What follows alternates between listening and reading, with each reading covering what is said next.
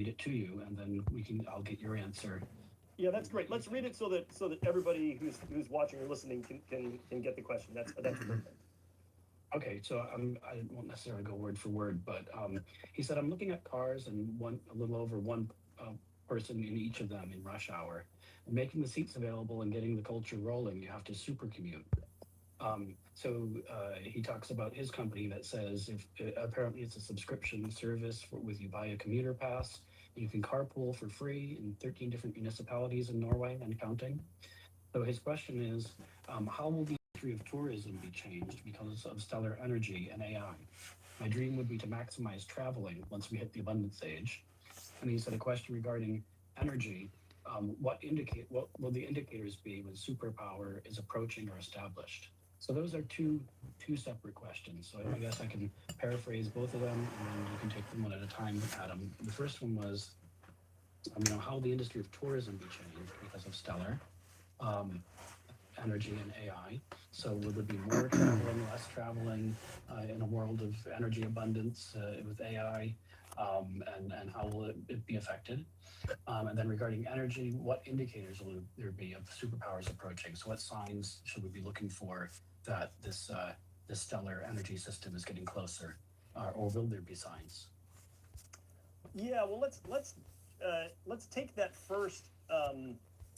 Let's take that first question, and we'll use that as an opportunity to kind of jump forward in the thinking of that's in the report, and I'll see if I'm able to.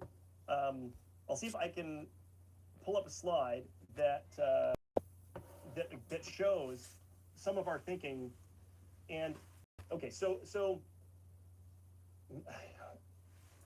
I'm struggling here, and I'm struggling to walk and chew gum. As is revealed, it's I'm not good at this yet. But I'm going to navigate to the place in our report where we talk about what makes a stellar energy system different than today's energy system. And so this is the diagram that I'm looking for. Okay, this is the infographic that I'm looking for. And the I guess the answer to the question is I'm going to jump down to the last item on this list. List 8 key differences that are really part of how you rethink energy through the lens of stellar. And the last of these, and perhaps the most profound of them, is what speaks to the question. And that is, in a condition of superabundance, and in this case, it's clean energy that's the thing that's superabundant. You don't try to minimize your use of something that's superabundant, right? And that's very alien, because for generations now, all of us have been taught to conserve energy in the sense that conserving it means use as little as possible. Try not to utilize this amazing thing, energy.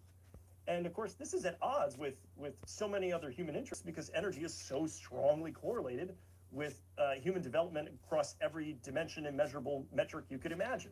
So using energy is phenomenally good. It's an incredibly good and important a pillar of human prosperity just across the board. And yet, because it's costly and because it has externalities, it has environmental downsides, it has social costs in many places, and in many cases, it has health costs from air pollution. If you obtain that energy from burning coal or burning fossil fuels, for example, then minimizing the use of it to save money and to save the environment and to save health and so forth, that was the prevailing thinking. But when a resource, and in this case it's energy, becomes clean, it doesn't have those downsides or harms, and it's super abundant, meaning that it's very, very low cost and its available supply is enormous, then you no longer need to think in terms of utilizing as little as possible. Again, the reasoning, the thinking here inverts, it flips upside down. And the new way to think Ooh, about that's a something that's cool car super right abundant there. is that you shouldn't let it go to waste. So in the I old like it. system, don't waste energy. That's a bad thing. In a system based on scarcity. Find something In this new like a system, in a background stellar that's like energy the system where clean energy nature. is super abundant, you don't let all that clean energy go to waste. You need to find ways to utilize it. Otherwise, that is being inefficient. So efficiency has a totally different and inverted meaning in a stellar energy system than the old energy system. Now, how does that answer the question? Well, the answer is that we should be using energy more to do more of everything that energy enables, right? And energy enables, surprise, shocker here, brace yourselves. Energy enables practically everything else in society. Transportation is just one of those things. Of course, through every link in every supply chain, it enables most markets for most other goods and services.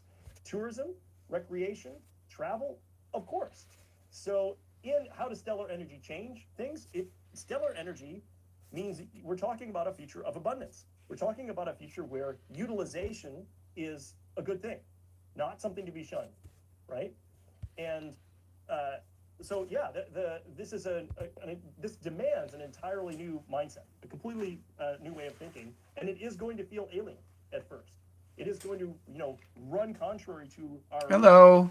Intuitions that have been indoctrinated into all I of see us we have some very people here early now. in our lives. Can you hear me And okay? there's going to be pushback against this too. There's going to be a lot of what about is, the Jevons effect, and what about all this?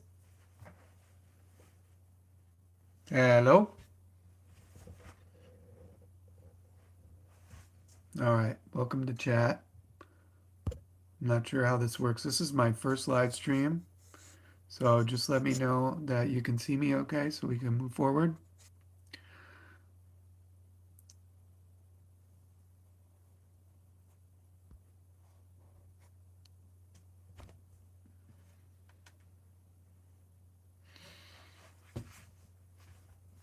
Super Dad shirt, ready to go.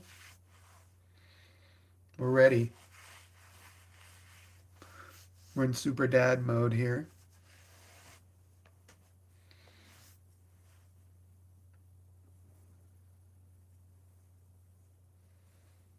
There's the little fellow right here. He's sleeping. I don't know if you can see him. So I wanted to do this live stream about my son Liam. He is about 2 years and 9 months old, 2 years and 8 months old. And I am in a wheelchair. I am a C6-7 quadriplegic, which means I broke my neck at about right at this level. You can see right here where they opened up my neck and repaired the vertebrae in my neck to fix where it had shattered. And it was broken from diving in the lake. So I dove in the lake and hit the bottom, and it pushed on my head here, and it shattered my neck inside here. And that was a long time ago now. I'm 44 years old, and that happened when I was 17 years old. So it's been very many years of being in a wheelchair. And finally, um, I was able to have a son. And I felt like it would be really cool to do a little overview of what it's like being disabled and having a child and having to take care of a child when you're in a wheelchair. And it's quite challenging, but it's very rewarding. And I think one of the most surprising aspects of it is um, his awareness of my disability. He can tell that I can't do certain things, and just being a 2-year-old boy, he's very in tune to my injury and what I'm capable of, and sometimes he takes advantage of it, of course.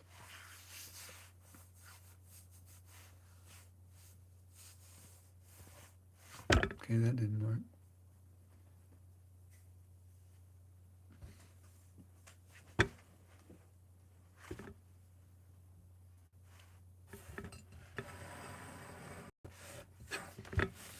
Okay.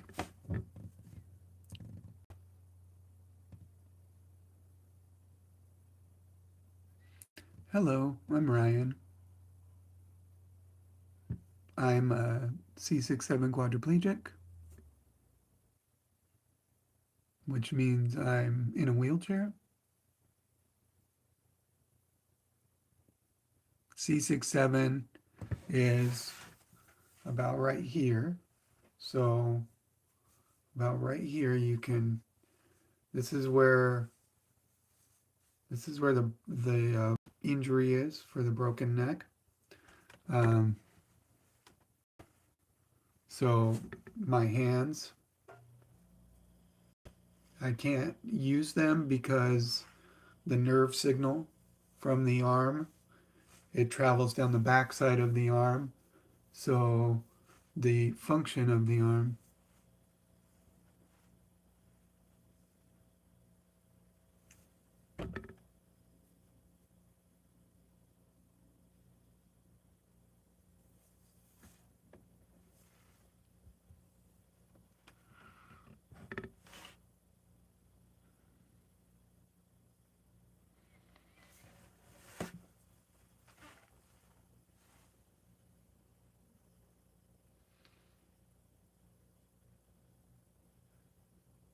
so the best workout for somebody who's in a wheelchair usually is keeping the shoulders back, because when you push a wheelchair, these shoulder muscles get very strong, and because you're pushing forward all the time, and it gets out of balance. So you really want to strengthen the back muscles to keep things in alignment and protect your structure of your shoulder.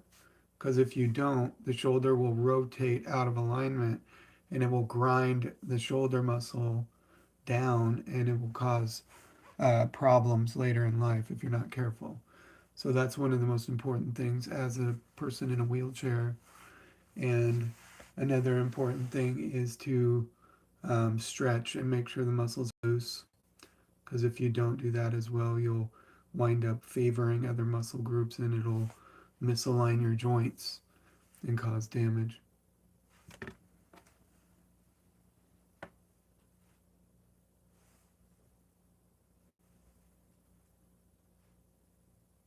That's Jackson in the background.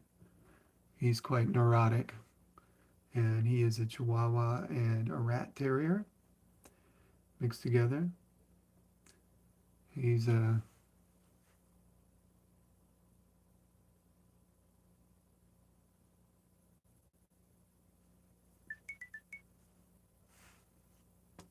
So we're watching Rethink X right now and understanding stellar energy. Stellar energy is a new concept for the mixture of clean energy and battery technologies. That's ever emerged in human history. Stellar energy is a profound transformation for humanity, and using more energy is going to become an overwhelmingly positive thing in every respect going forward. And the specific examples in the question, transportation, travel, those are just, those are just part of the total picture, right? I hope that's a reasonable answer to that. It's a great question, super valid, super important. And you'll have to remind me, Brad. No, what was the second okay. question? The second question was about indicators of superpower approaching. Will there be indicators, or will this be just a big bang, you wake up tomorrow and we've got it sort of thing that it turns on once we get to 100.001% and of demand, then all of a sudden it kicks in, or will there be signs, over the coming years that that lets us know that superpower, what are the signs that Superpower. that's approaching, and what are the signs that it's established? Yeah, that's a great question. That's an area for future research for us. So I think the answer right now is that nobody knows. In principle, and Brad, I'll let you speak to this. We can learn some things from the history of previous disruptions. We can characterize certain moments as turning points or rupture points or ignition points, and we can talk about how systems do transform. So that's a terrible background picture. Back over to Brad to give a more in-depth answer there through the lens of history, because I'll just let the cat out of the bag a little bit. It's a fun opportunity to. Brad has a book coming up soon. Brad has and to my knowledge, this is the most comprehensive. It is destined to become the authoritative work on the history of technology and especially disruptive technological transformations that exists. There's no work I'm aware of that's even comparable to it. And Brad, you're probably too modest to toot his horn about this, but this is an awesome piece of work that's many years coming. And what it does is it allows our team, thanks to this amazing work that Brad's done, to view all of today's disruptions through the lens of history. And so, yeah, why don't you comment on what we're likely to see as the system transforms? Okay, sure. So first to the book, like you said, yeah, we've been working on this. This started.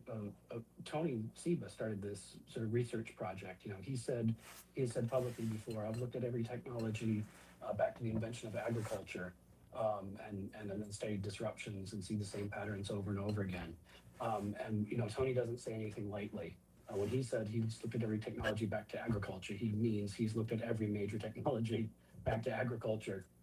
So he kicked off this project in April 2018, and we started collecting examples of disruptions throughout history. We started with Tony's notes about literally his notes from when he wrote the book Clean Disruption and Rethinking Transportation, about the horse, the car replacing the horse, and the notes that he had gathered on that.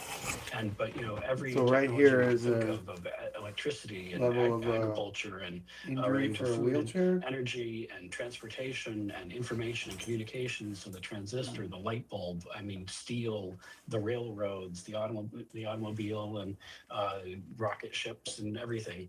All the way back to like fire and bronze and you know, and those sorts of things.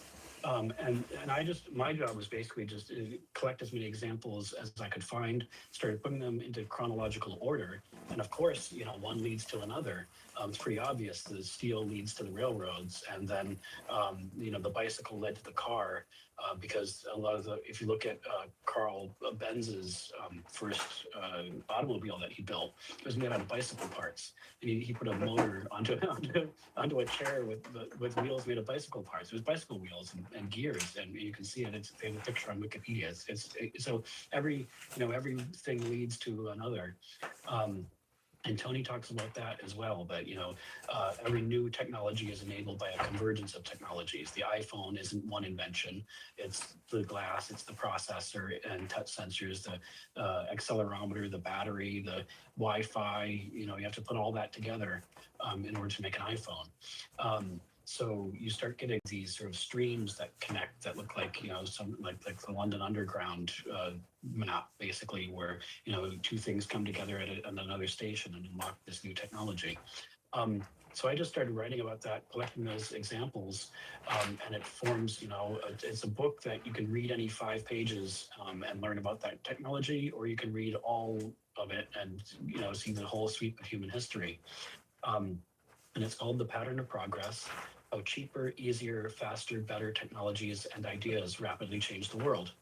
And our intention is to publish the end of this month, and it looks like we're on track to do that. But, you know, within the next few weeks, we'll publish this book. I've already published some of the content on RethinkX's blog over the past couple of years, just, you know, dribbling out a blog post here and there about different technologies that have shaped history, like synthetic dyes and the birth control pill and ballpoint pens and, you know, a variety of different things. So yeah, that book will be coming out. But one thing that we noticed in this pattern, and you know, I've been kind of worried about the book because it's kind of a boring story, because it's so repetitive. It's like every new technology goes through the same steps. I mean, like every single one goes through the same steps. So somebody has this idea and they try to make something, and they launch it as a product. Maybe the first one fails, and then they try again, and we get the S-shaped pattern of adoption. But one of the things that we noticed in this pattern is resistance by incumbents. So No, whenever new are you technology is okay? launched, and it's only a couple % of the market, you can ignore it because it's only a couple % of the market.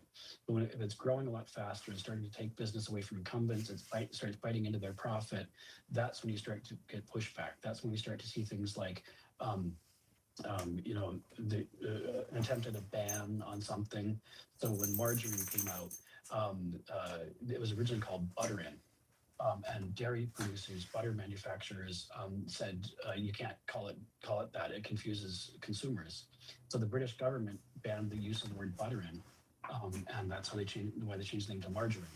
Um, so you get incumbents wanting to ban new technologies, mocking them. You know, if a technology is relatively expensive compared to the incumbents, they'll say it's just a toy. It's a toy for rich guys who have more money than brains. And you know, why would you buy an automobile when you can have a horse? Everybody has a horse, or whatever else, a telephone when there are only three other people to call. And if a technology is relatively you're right. If a technology is relatively cheap, they said the same thing about the iPhone. Steve Ballmer, the CEO of Microsoft, was saying, you know, why would I buy a $600 phone that doesn't have a keyboard when I can buy a $100 phone that does? And you know, 2 years later, everybody had had the iPhone or you know something that was like it. Now every phone out there is a smartphone, and uh, so if a technology is cheaper and lowers requirement, if it's more expensive, they say that you're dumb for buying it. You have too much money, and it's a toy for rich guys.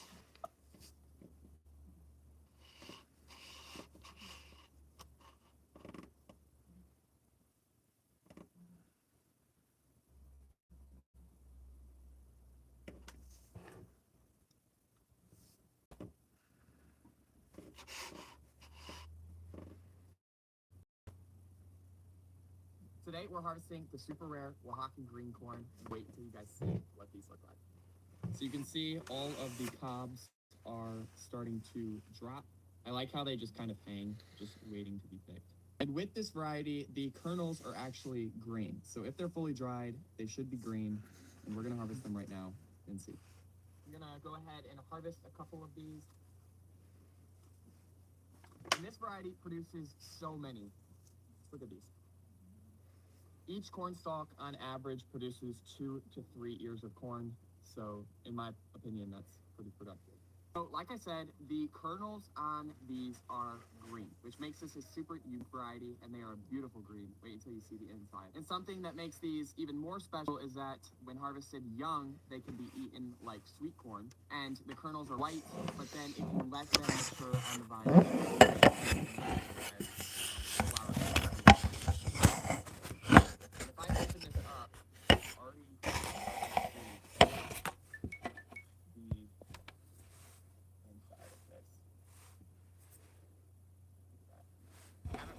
grown anything like this, to be totally honest.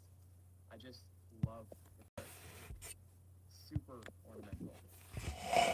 This variety comes from Mexico, I believe, and though it is increasing in popularity, it's still extremely rare, and you're going to have a hard time finding it in stores if you're not growing from seed.